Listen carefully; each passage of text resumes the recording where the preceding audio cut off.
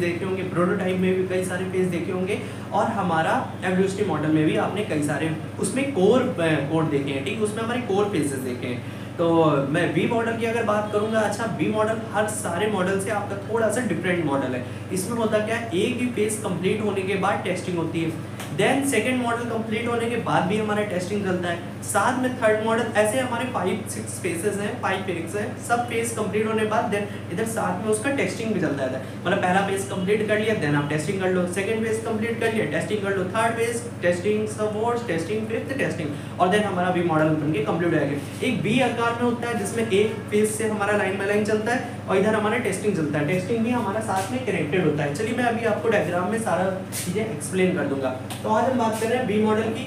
V model क्या होता है? वी मॉडल को जैसे कि बताया मैंने, वी मॉडल को हमारा वेरिफिकेशन, अच्छा वी एंड वी का होता है वी फॉर वेरिफिकेशन, और ये जो हमारा वी है ये हमारा वेरिफिकेशन से रिलेटेड है, ये हमारा वैलिडेशन से रिलेटेड है। कहने का मीन्स मेरा ये है, verification and validation, V and V करके भी इसको बोला जाता है। वेरिफिकेशन मॉडल कौन सा है? वी मॉडल है। वैलिडेशन मॉडल कौन सा है? वी मॉडल है। इसके दो नाम है, ये पॉइंट आप ध्यान रखिएगा, इंपॉर्टेंट पॉइंट है। इसके साथ ही साथ वी मॉडल भी हमारा एसडीएलसी का वी फेज, जैसा कि हमने वी सिम दिया तो पहला हमारा इधर चलेगा प्रोसेस, उसके बाद देन हमारा दूसरी तरफ चलेगा, तो इसमें भी हमारा प्रोसेस लाइन बाय लाइन ही चलेगा, ठीक है। पहला फेज, फिर देन हमारा सेकंड फेज, तो ये हमारा वी मॉडल का काम होता है, ओके। इसके बाद बात करूं मैं, वी मॉडल जो है वो वाटरफॉल मॉडल का एक्सटेंशन है।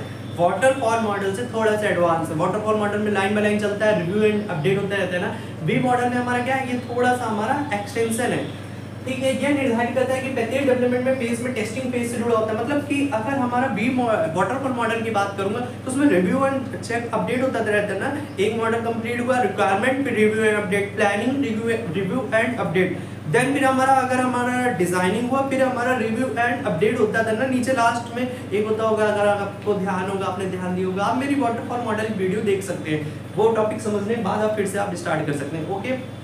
इसके साथ ही साथ वी मॉडल में हमारा एक और टॉपिक है, जैसा कि हमारा जैसे डिजाइनिंग फेज में मैं गया, टॉपिक क्या मेरा जो फेज कंप्लीट हुआ, डिजाइनिंग हुआ, रिव्यू एंड अपडेट हुआ, ऐसे line by line coding etcetera, ठीक है, टेस्टिंग वगैरह। इसमें क्या होता है, इसमें हमारा वी मॉडल में एक तरफ हमारा प्रॉपर वर्क करेगा, सेकंड हमारा यहाँ से टेस्टिंग करता है, फिर हमारा सेकंड चलेगा, फर्स्ट से सेकंड में गया, फिर हमारा टेस्टिंग चलता गया, फिर हमारा थर्ड में क्या जाएंगे, फिर हमारा टेस्टिंग होगा, उसके बाद फोर्थ में आएंगे, फिर हमारा टेस्टिंग। तो लाइन बाय लाइन हमारा टेस्टिंग ही प्रॉपर तरीके से वर्क करता रहेगा। ये हमारा वी मॉडल में वर्क करता है, काम करता है, ओके।